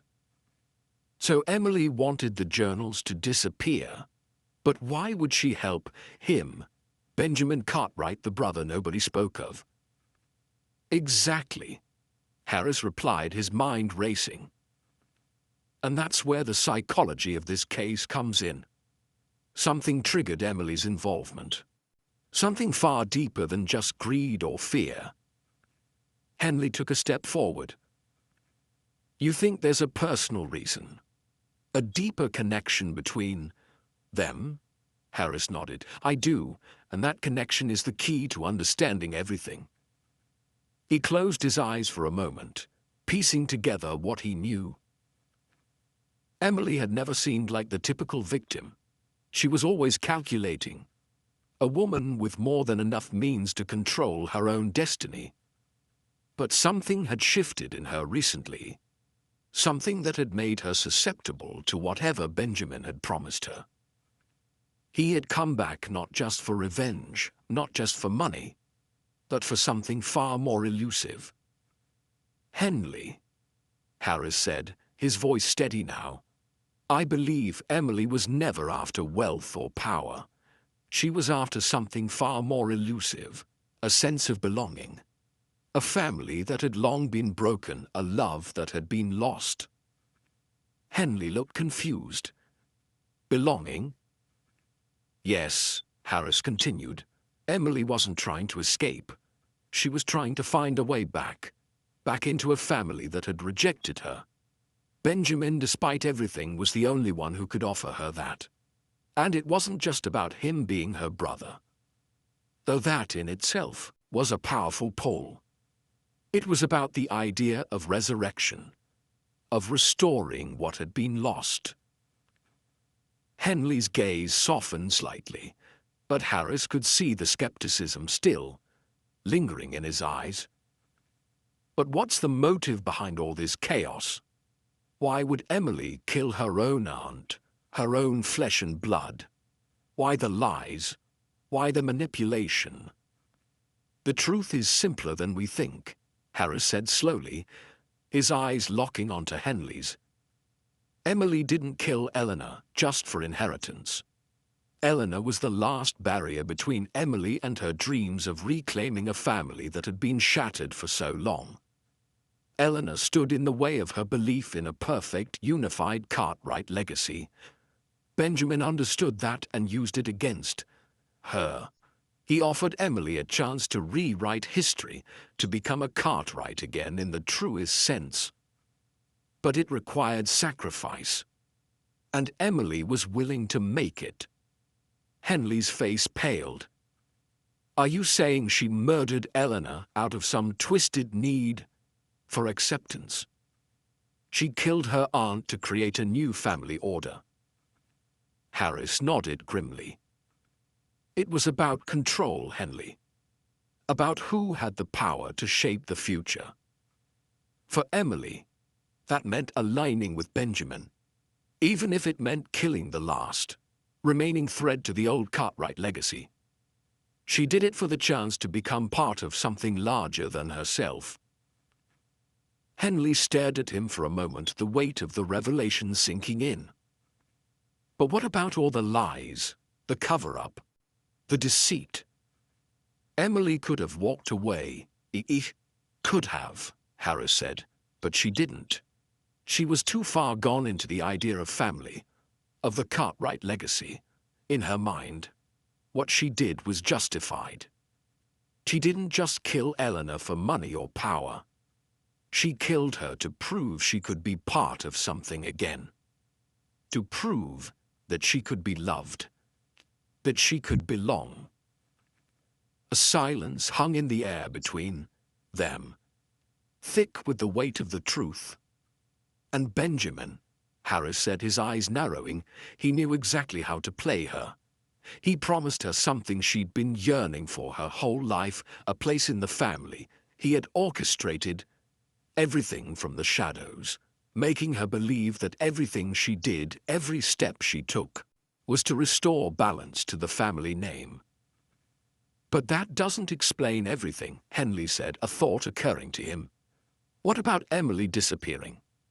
Why take herself out of the picture if she was so invested in her plan? Because, Harris answered, she believed she had accomplished what she set out to do. She thought the murder of Eleanor would be the final act in her quest for belonging. She didn't anticipate the consequences, the guilt, the fear. She thought she could walk away and live with her actions, but when she realized the extent of what she had done, the realization came crashing down on her. It wasn't just about the Cartwright legacy anymore. It was about her own fractured sense of self. She couldn't reconcile the person she had become with the family she wanted. Harris paused, the final piece of the puzzle clicking into place. Emily wasn't just running away from the law. She was running from herself. She couldn't live with the monster she'd become in the name of family. She thought she could control everything, but in the end she lost herself. Henley exhaled slowly, his voice a mix of disbelief and sorrow. A twisted need for acceptance, a family that was never whole. That's why she did it. Yes, Harris confirmed, his gaze hardening. And the most dangerous part of this whole case is that the Cartwright legacy, its hold over them, was never truly about money, revenge, or power. It was about something much darker, the yearning for identity. And in the end, Emily would have sacrificed everything to feel like she belonged. Henley was silent for a long time, the grim truth sinking in. They had uncovered the motive, but there was still so much left to untangle. And though the killer's psychology had been exposed, The road to justice was still long and fraught with danger. "Let's find her," Henley said quietly, determination in his voice. "We need to bring her back." Harris nodded, his expression resolute. "And we need to stop Benjamin before he turns her into something even worse." The weight of the investigation pressed down on Harris like a suffocating fog. They had finally reached the final piece of the puzzle, but something about the looming confrontation unsettled him. There was a sense of inevitability in the air, something that told him the end was near, but also that it wouldn't come without a final harrowing twist. He had everything he needed to close the case, yet the air crackled with an unspoken tension. The trap was set. The invitation had been sent, a carefully worded note promising that the truth would finally come to light. Emily Cartwright would be here soon, with nowhere left to run. Benjamin, too, had to know that his carefully laid plans were unraveling. Yet the uncertainty lingered, as it always did in the final moments of a case like this. Harris leaned back in his chair, his fingers drumming lightly against the wooden armrests. Henley paced nearby, his eyes scanning the room as if expecting something to leap out of the shadows. "You really think she'll come?" Henley asked, his voice low. Harris didn't look up. "She will. She thinks she has nothing left to lose, and that's when people make their biggest mistakes." The mansion, though once grand, now felt cold and empty. The chandeliers above cast long, foreboding shadows on the walls.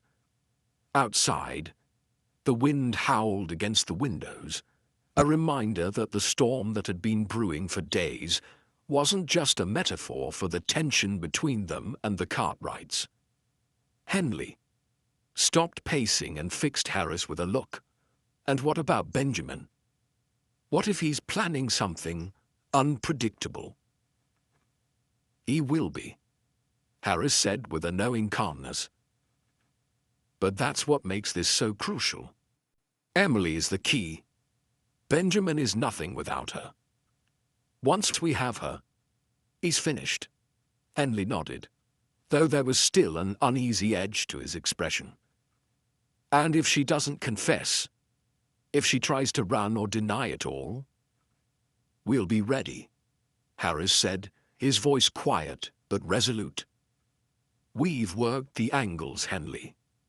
The moment she steps into this room, she'll know that we know everything. All that's left is for her to accept it." The sound of footsteps echoed from the hallway.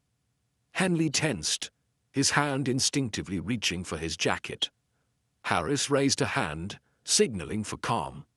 It wasn't the sound of Emily's arrival, but the unmistakable pace of someone else. Someone much more dangerous. The door creaked open. Benjamin Cartwright stood in the doorway, his eyes dark and intent, like a predator who had just caught the scent of its prey. There was no mistaking the air of arrogance he carried, nor the palpable threat that lingered in his presence. "You're not going to get her, Harris," Benjamin said, his voice steady and cold.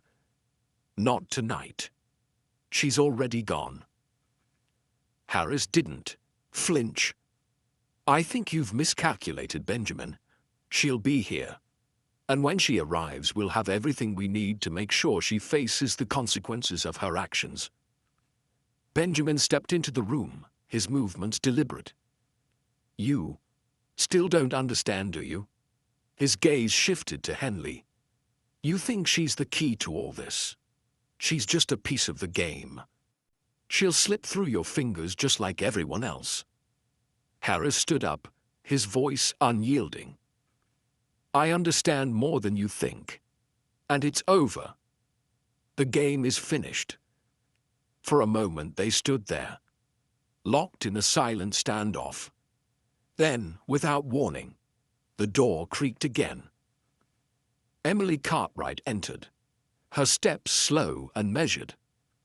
She was calm, almost too calm, as though she had resigned herself to the inevitability of what was coming.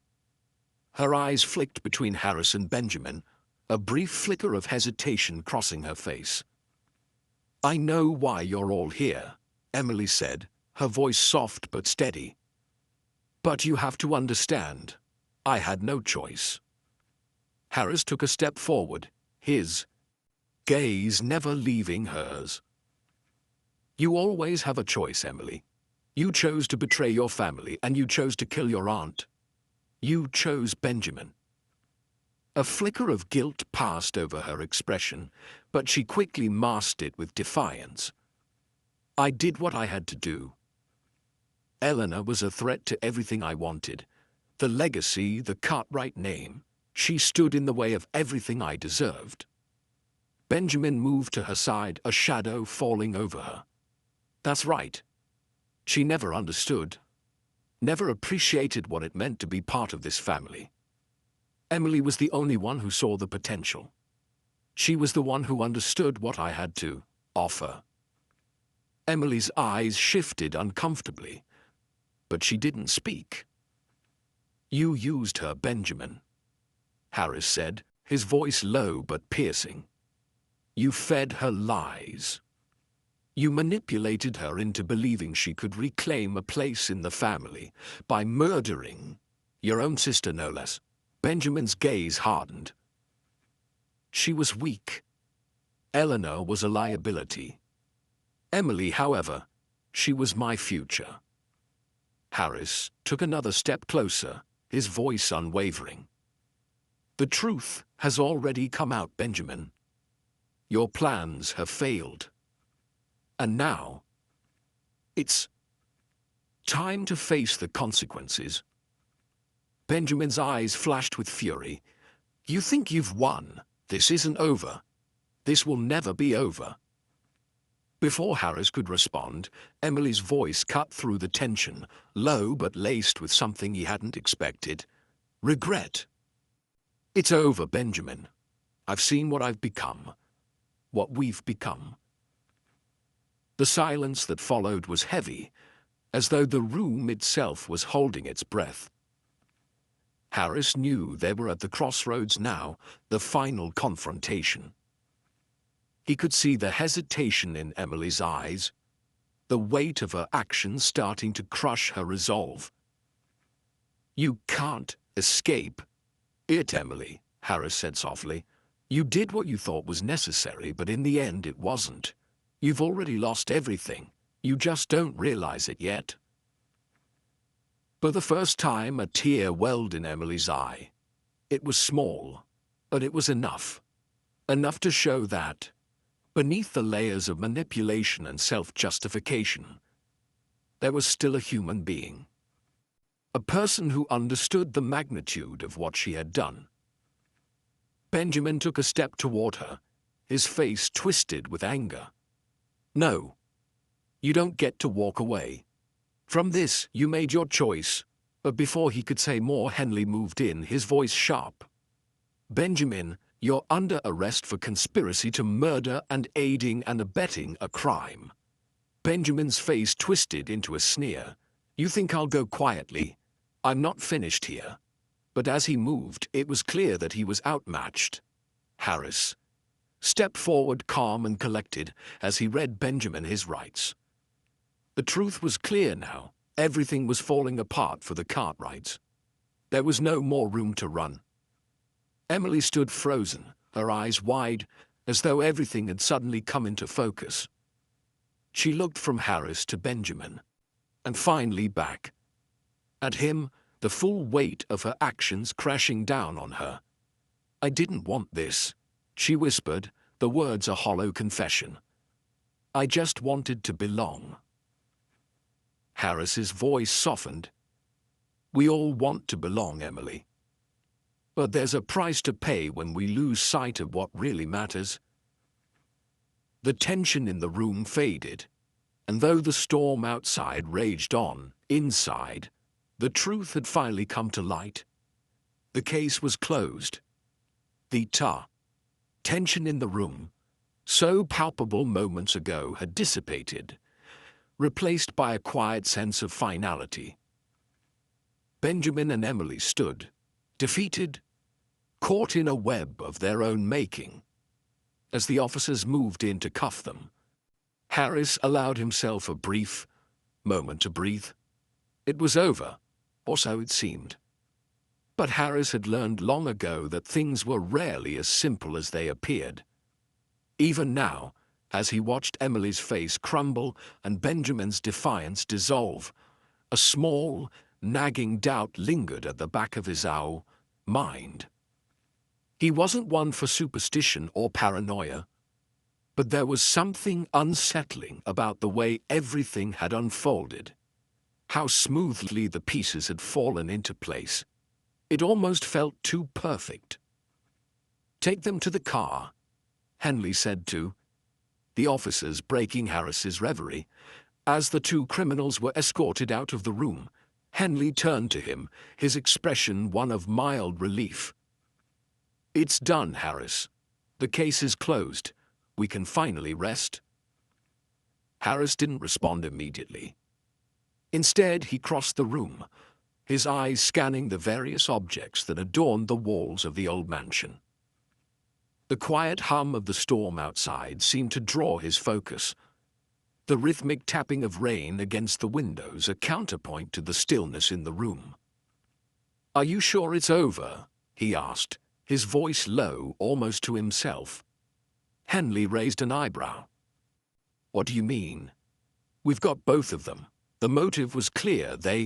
I know," Harris cut him off, turning to face him. "But something doesn't sit right." Henley stepped closer, a frown creasing his brow. "What are you saying? You think they're innocent?" "No," Harris said slowly, shaking his head. "I think they were a diversion." Henley's eyes widened, the sudden shift in his partner's tone sparking concern. "A diversion? For what?" Harris's gaze remained fixed on the door through which the Cartwrights had been led. The case was wrapped up too neatly. Everything pointed toward them. Too much. And that's exactly what worries me. Henley was about to reply when the sound of footsteps echoed through the hallway again.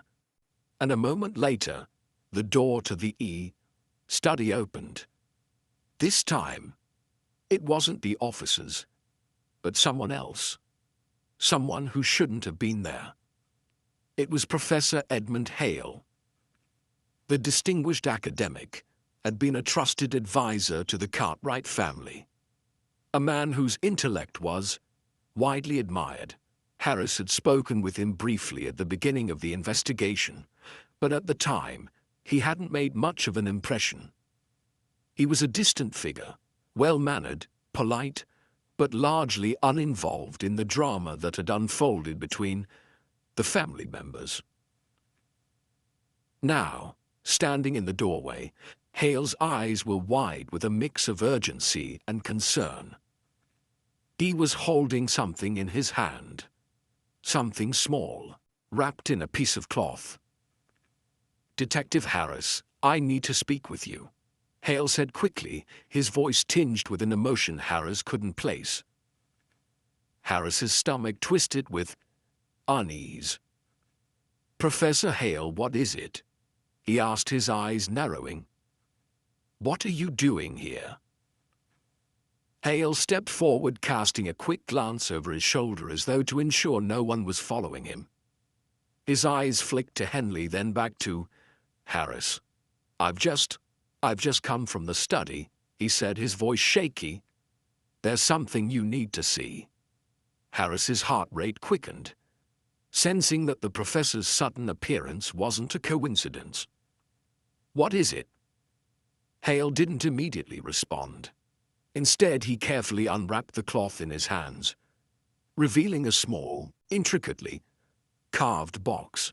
The wood was old, dark, and weathered, with faint markings etched into its surface. The box had been sealed with wax, but the wax had been broken. This was in Eleanor Cartwright's private desk," Hale said quietly, setting the box on the table. "I thought you should know. It seems to tie directly into the case." Harris felt his pulse quicken. His mind raced as he leaned forward, inspecting the box. He hadn't seen it before, and from the way Hale was handling it, he could tell that the professor was just as unsettled by it as he was. "What is it?" Henley asked, stepping closer to the table, his curiosity piqued. Harris carefully examined the box, noting the unusual symbols etched into its surface. He had no idea what they meant, but instinctively, he knew that they weren't merely decorative. They were intentional, important.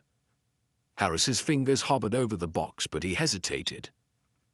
"This isn't just some trinket," Harris muttered, more to himself than anyone else. "It's a clue." Henley looked at him, his brow furrowing. "A clue? To what?" "Eleanor Cartwright didn't die because of some inheritance. She didn't die because of power or jealousy or greed," Harris said, his mind racing. "She died because of something far darker, something hidden beneath all of this, something no one had accounted for."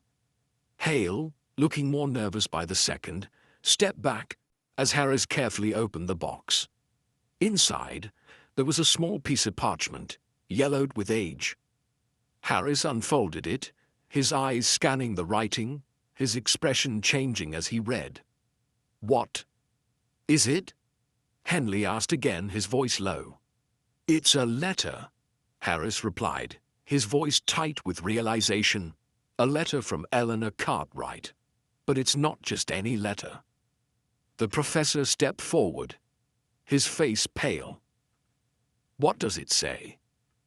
Harris looked at the letter one last time, his mind piecing together the revelation that was crashing through him like a flood. "It's a confession," he said slowly. "A confession that Eleanor Cartwright knew everything. That she knew who the real mastermind was all along." Henley's expression shifted. "Who was it?" Harris's eyes flicked to the professor, and the room seemed to freeze. The revelation, when it came, would upend everything. The mastermind wasn't Emily Cartwright. It wasn't Benjamin. It was someone who had been hiding in plain sight the entire time. Someone who had been working with them all along, planting the seeds of deception and manipulation. It was Professor Edmund Hale. Hale's face went pale as Harris spoke his name, the words hanging in the air like a suffocating cloud. His hands trembled, and for a fleeting moment he looked like a man who had been caught in the middle of a storm too fierce to weather. Hale stammered, his eyes darting to the door. "This isn't what you think. You don't understand." "It's not. You don't get to spin your lies anymore, Professor," Harris cut in sharply, his voice unwavering. The realization of it all crashed down on him like a weight he'd been too blind to feel until now. Hale wasn't just involved. He had been the architect of everything. The manipulations, the fabrications, the false clues that had thrown them off track. They were all his doing. "This letter," Harris continued, holding up the crinkled parchment, "was a confession, but not just Eleanor's. It was hers in part, yes, but it was also yours."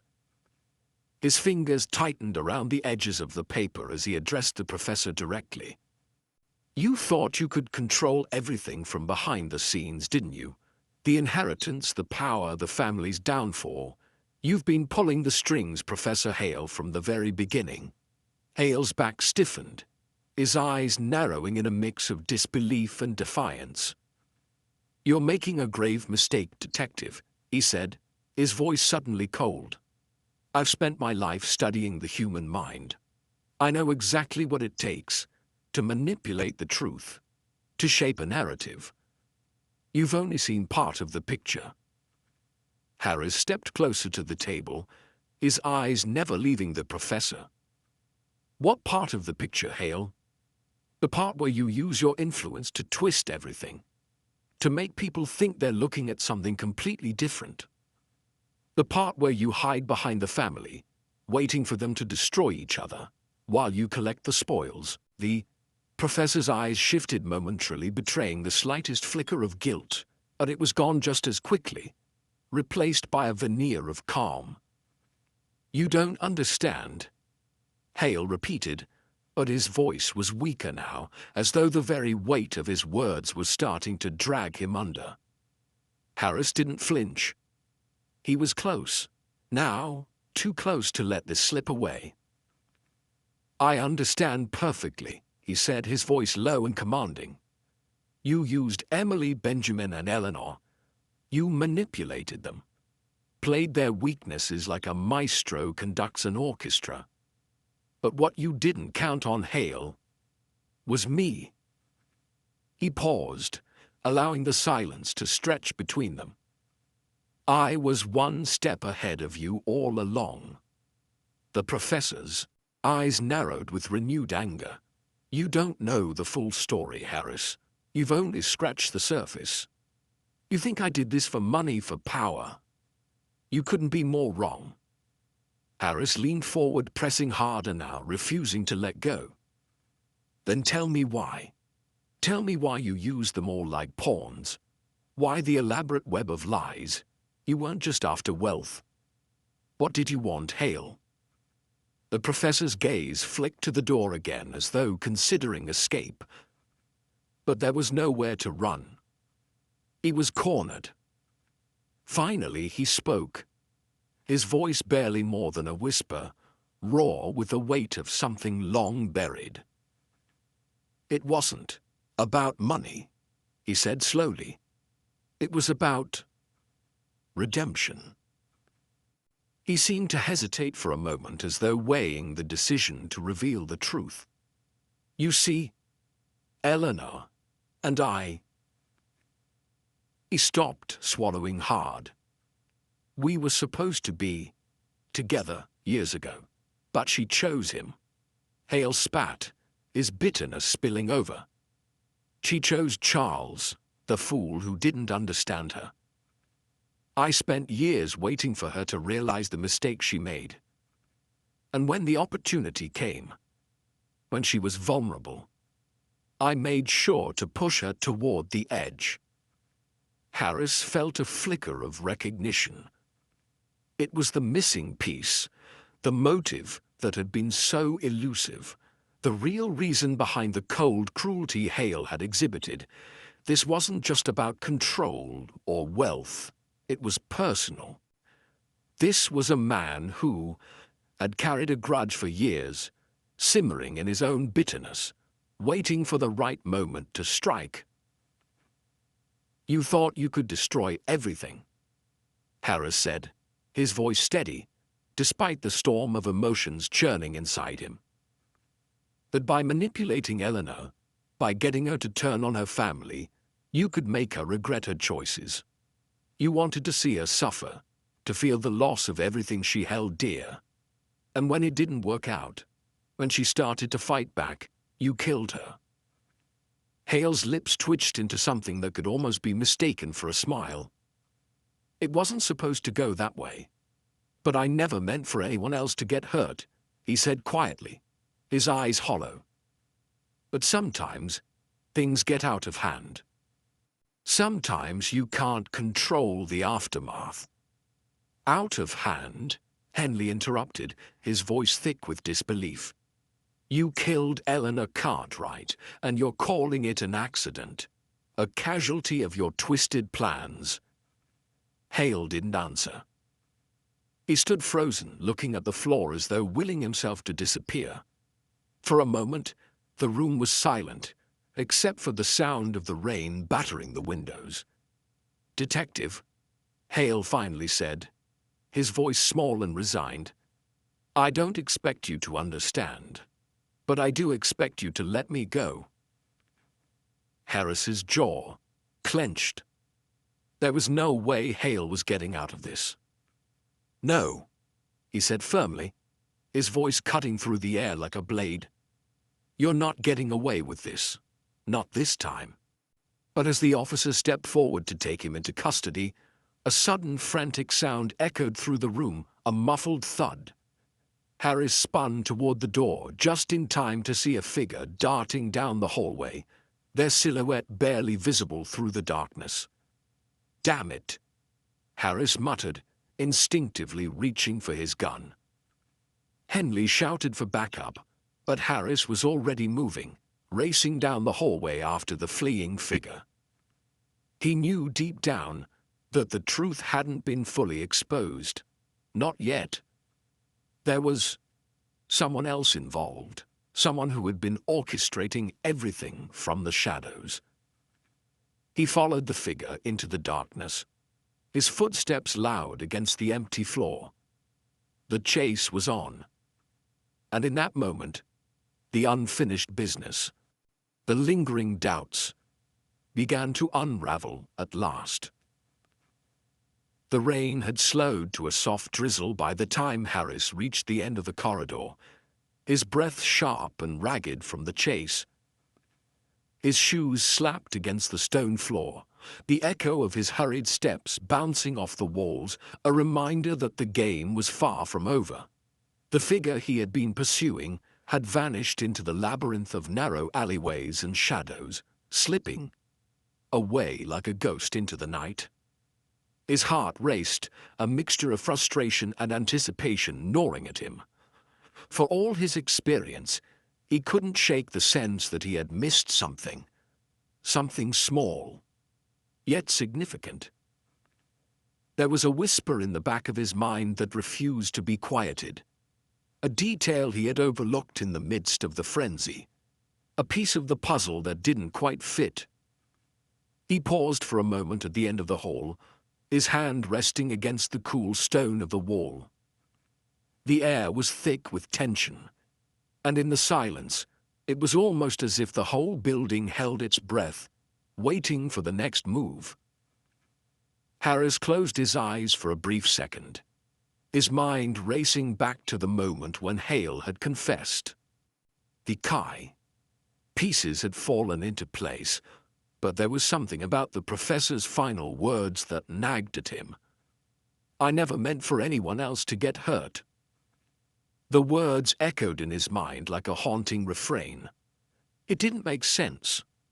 Hale had been cold, calculating, his actions deliberate. But the way he had spoken those words, so raw and vulnerable, didn't match the man Harris had come to understand. It was almost as if there was something more beneath the surface, something the professor hadn't revealed. Harris pushed the thought aside, shaking his head. He couldn't afford to be distracted. The truth was close. Hale's confession, the chase, the confrontation, it was all coming together. And yet, something still lingered, a shadow in the corner of his mind. He turned and made his way back toward the investigation room, his pace steady but deliberate. As he entered, he was met by Henley, who looked up from the scattered case files on the table. "Any luck?" Henley asked, his voice a mix of concern and expectation. Harris shook his head. No sign of him. He vanished into the storm. Henley nodded, his face drawn with the weight of their unfinished business. "Do you think he'll come back? Or is this it?" Harris didn't answer right away. Instead, he moved over to the table, his eyes scanning the array of papers, photographs, and notes laid out before him.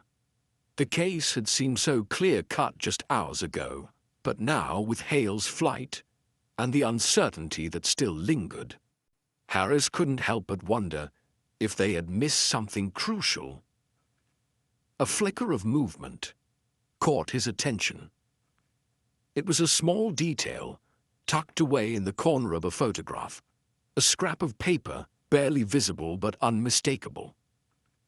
It was a matchbook, the kind found in cheap motels or dive bars, bearing the faded logo of a place Harris knew all too well. The crown and anchor a pub in Whitechapel. The connection was immediate, a thread weaving its way back through the case. Harris's mind clicked into overdrive. The Crown and Anchor, it had been a place mentioned in passing during one of the witness interviews, a name that hadn't seemed important at the time.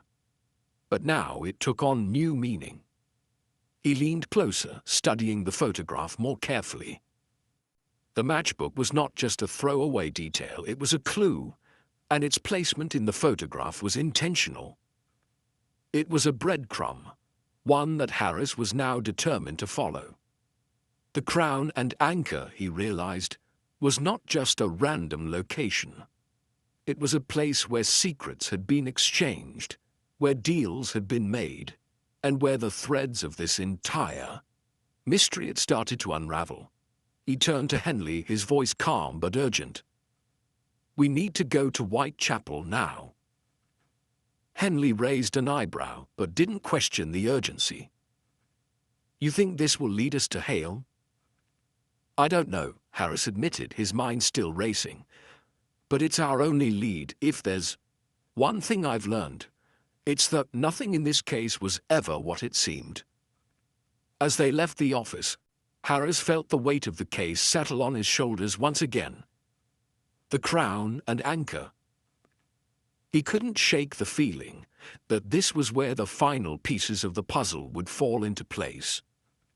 But as they made their way through the rain-soaked streets toward Whitechapel, he couldn't escape the nagging sense that something was still missing. Something that had eluded him just out of reach. The streets of Whitechapel were as dark and silent as ever, the flickering lamplights casting long shadows across the wet pavement.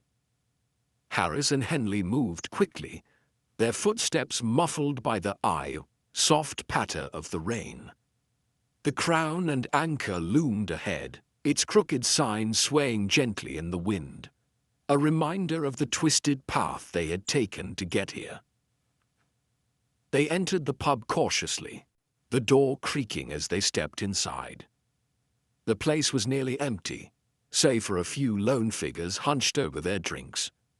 The air was thick with smoke, and the dim light gave everything an almost otherworldly quality. Harris's eyes scanned the room, his instincts telling him that the answers they were looking for were hidden somewhere in the murky depths of this place.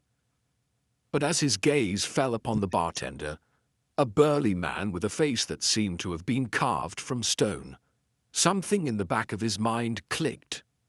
The bartender was familiar. Harris had seen him before, but where? The man looked up from polishing a glass, his eyes meeting Harris's.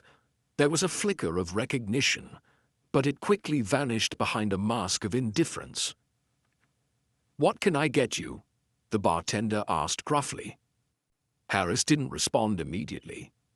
Instead, he leaned against the bar, his fingers tapping rhythmically on the wood. "We're looking for someone. A man named Hale. Ever heard of him?" The bartender's hand froze, the glass momentarily suspended in midair. For a split second, Harris saw the briefest flash of something in the man's eyes, fear, guilt. It was gone almost immediately, replaced by a practiced nonchalance. "No. Can't say I've heard of him," the bartender muttered, his tone too flat, too rehearsed. Harris didn't buy it.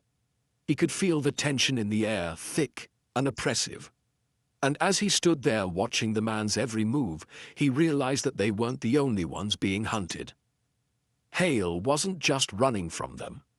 He was running from something far more dangerous, something deeper than anyone had anticipated. As Harris turned to leave, Henley at his side, the weight of the moment settled heavily on him. The Crown and Anchor had been a dead end. The question remained, who was really pulling the strings here? Who was the one orchestrating this twisted game? Harris couldn't shake the feeling that the answers were out there, just beyond his reach. The rain had stopped by the time they stepped back into the street, but the air felt charged, as if the storm wasn't quite over yet. And as they walked into the night, The mystery seemed to deepen, the shadows growing longer, stretching into a future that was still uncertain, still filled with more questions than answers. The case was far from finished, and Harris, ever the detective, knew it. The truth was always just one step ahead.